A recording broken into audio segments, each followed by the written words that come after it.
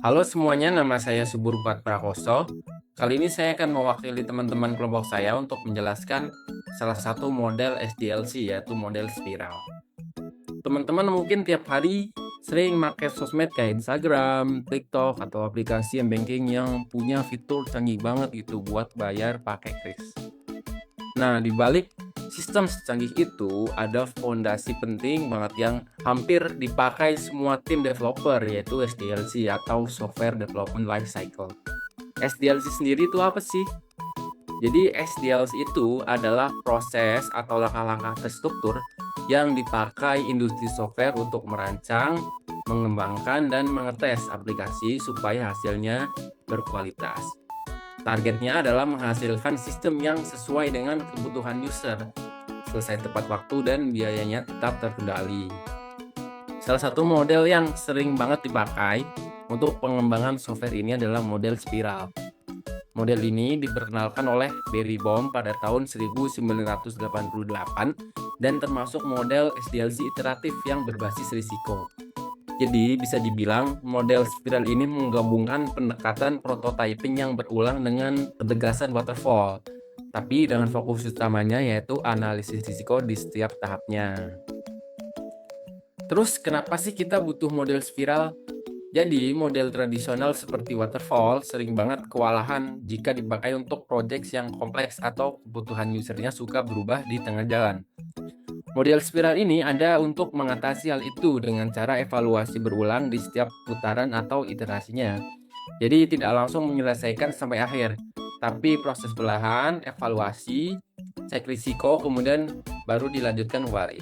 Nah, makanya model ini sering banget dipakai untuk mission critical system, misalnya sistem perbankan atau medis, di mana kesalahan kecil aja bisa bikin konsekuensi yang sangat fatal. Bisa dilihat dari visualisasinya, model spiral ini dibagi menjadi 4 fase atau 4 tahapan. Tahapan pertama itu ada determine objectives atau menentukan tujuan. Di fase pertama, tim menentukan tujuan iterasi, fitur apa saja yang akan dikembangkan, dan juga batasan biaya dan waktu. Outputnya berupa rencana iterasi dan daftar kebutuhan awal. Tahapan kedua ada identify and resolve risk atau identifikasi dan resolusi risiko. Nah, ini merupakan tahapan inti dari model spiral. Di sini, tim akan menganalisis risiko dari sisi teknis, biaya, performa, sampai ke kemungkinan gagal. Kalau ada risiko besar, akan dicari cara mengurangi atau bahkan menghilangkannya. Terkadang lewat prototipe atau eksperimen kecil sebelum proyek jalan lebih jauh. Tahapan ketiga ada development and test atau pengembangan dan pengujian. Kalau risiko sudah relatif terkendali, barulah pengembangan dimulai. Coding, integrasi modul, lalu pengujian. Di fase ini, biasanya developer membuat prototipe supaya stakeholder bisa melihat versi awal fitur dan memberikan feedback. Nah, kemudian ada tahapan terakhir yaitu plan the next iteration atau perencanaan iterasi berikutnya. Di akhir putaran, hasil iterasi dievaluasi bersama klien atau stakeholder. Kalau sudah sesuai, proyek bisa lanjut ke tahap berikutnya atau bahkan selesai kalau semua kebutuhan sudah selesai. Kalau masih ada yang kurang, disusun lagi rencana revisi untuk putaran spiral berikutnya. Makanya model ini tuh dinamakan model spiral karena ada tahapan iterasi memutar dalam prosesnya. Kemudian saya akan membahas masing-masing 5 kelebihan dan kekurangan dari model spiral ini. Kelebihan yang pertama itu adalah model yang sangat fleksibel. Model spiral mudah beradaptasi jika kebutuhan user berubah di tengah jalan. Jadi, jika ada perubahan fitur atau penyesuaian requirement, tim tidak perlu riset project dari awal. Yang kedua, pengembangan cepat dan bisa jadi hemat biaya dalam jangka panjang. Memang kelihatannya lebih berat di awal karena banyak analisis risiko, tapi justru itu yang membuat masalah besar bisa terdeteksi. Akhirnya, biaya revisi dan perbaikan di akhir project bisa jauh lebih kecil. Yang ketiga, cocok untuk proyek skala besar dan mission kritikal.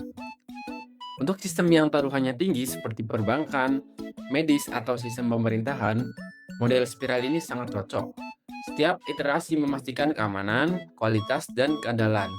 Jadi sistem terus naik sebelum benar-benar di-deploy. Yang keempat, bekerja dengan baik untuk proyek yang kompleks. Jika proyeknya punya banyak modul, banyak integrasi, atau banyak stakeholder, pendekatan bertahap, plus evaluasi rutin membuat kompleksitas itu lebih mudah dikendalikan. Yang terakhir, pemantauan mudah dan efektif. Setiap putaran spiral punya tujuan dan deliverable yang jelas. Ini membuat progres proyek gampang dipantau dan stakeholder bisa melihat hasil nyata per iterasi, tidak cuma laporan di atas kertas. Kemudian kekurangannya yang pertama adalah tidak cocok untuk proyek yang lebih kecil atau berisiko rendah. Jika proyeknya kecil dan sederhana, memakai model spiral itu rasanya seperti too much. Effort yang dikeluarkan untuk menganalisis risiko dan dokumentasi bisa lebih besar daripada manfaat yang didapat. Yang kedua, keberhasilan sangat bergantung pada analisis risiko. Jika tim tidak mempunyai pengalaman yang cukup atau analisis risikonya asal-asalan, keunggulan utama model ini langsung tidak terasa. Salah menilai risiko bisa membuat keputusan teknis sangat melenceng. Yang ketiga, dokumentasi bisa jadi sangat berat karena banyak tahap perantara. Karena tiap iterasi butuh perencanaan, evaluasi, dan pencatatan risiko, dokumennya bisa sangat banyak. Tanpa manajemen dokumen yang rapi, tim bisa sangat kewalahan. Yang keempat, akhir proyek sulit ditentukan sejak awal. Karena sifatnya iteratif, cukup sulit menentukan suatu tanggal kapan suatu tahapan akan selesai. Jika tidak ada batasan yang jelas, tim bisa terus menambah iterasi. Yang kelima, secara luas dianggap sebagai proses yang kompleks. Dibanding waterfall atau model lain yang lebih lurus, spiral terlihat lebih rumit. Butuh tim yang sangat matang, manajemen proyek yang kuat, dan disiplin tinggi supaya semua tahap bisa dijalankan dengan benar. Untuk contoh studi kasus dan penggunaan, kita bisa lihat pada pengembangan game berskala besar seperti GTA 6 atau Resident Evil. Di awal, tim akan merencanakan mekanik permainan. Pada tahap analisis risiko, mereka menguji apakah mesin game sanggup menjalankan grafis berat tanpa membuat perangkat pengguna crash. Setelah itu, tim membangun level dan karakter atau tahap development. Terakhir, melalui play testing atau evaluasi, tim mendapatkan feedback untuk memperbaiki bug atau menambah fitur di iterasi berikutnya, hingga game dinyatakan untuk siap rilis. Jadi intinya, mau menggunakan model spiral atau model SDLC lainnya, yang paling penting adalah menyesuaikan dengan karakter project.